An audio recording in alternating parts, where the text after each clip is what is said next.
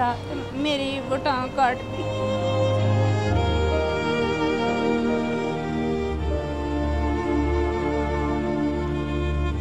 दुनिया भर की तरह लाहौर में भी आज खवातीन पर अदम तशद्दुद का आलमी दिन मनाया जा रहा है। इस तरक्की याफ्ता दौर में भी पाकिस्तान इन चंद ममालिक में शुमार होता है जहाँ खवातीन अदम तहफ़्फ़ुज़ का शिकार हैं। कहीं शौहर का तशद्दुद तो कहीं दीगर रिश्तेदारों की नाइंसाफियाँ खवातीन के लिए मुश्किलात पैदा कर रही हैं। कहीं शौहर ने बीवी की टांग काट दी और कहीं हमसायों ने मामूली तनाज़े पर बाल नोच लिए।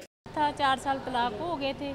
उससे बाद मैंने उन्होंने मुझे बुलाया था, अभी आओ आपको बच्चे लेके देते हैं। मैं जब उनके पास पहुंची हूँ तो उन्होंने मुझे कमरे में बंद कर लिया, मुंह में कपड़ा डाल के उन्होंने मेरे पैर बांध के उन्होंने मुझे नीचे लिटा लिया, टोके के साथ मेरी वो टांग काट दी।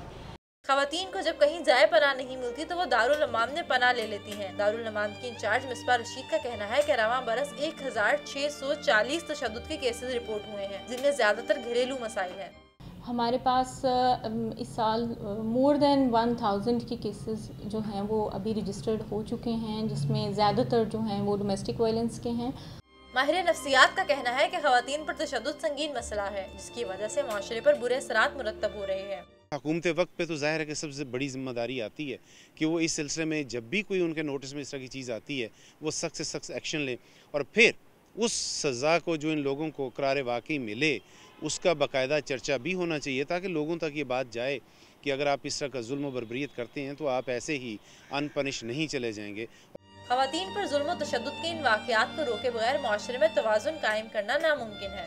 खवातीन पर अदम तशद्दुद का पहला दर्स इस्लाम ने दुनिया को सिखाया। ऐसा करने वाले इस्लाम के ही नहीं बल्कि मुल्क व कानून के भी मुजरिम हैं। कैमरामैन ज़ुहैब अहमद के साथ ईशा खान।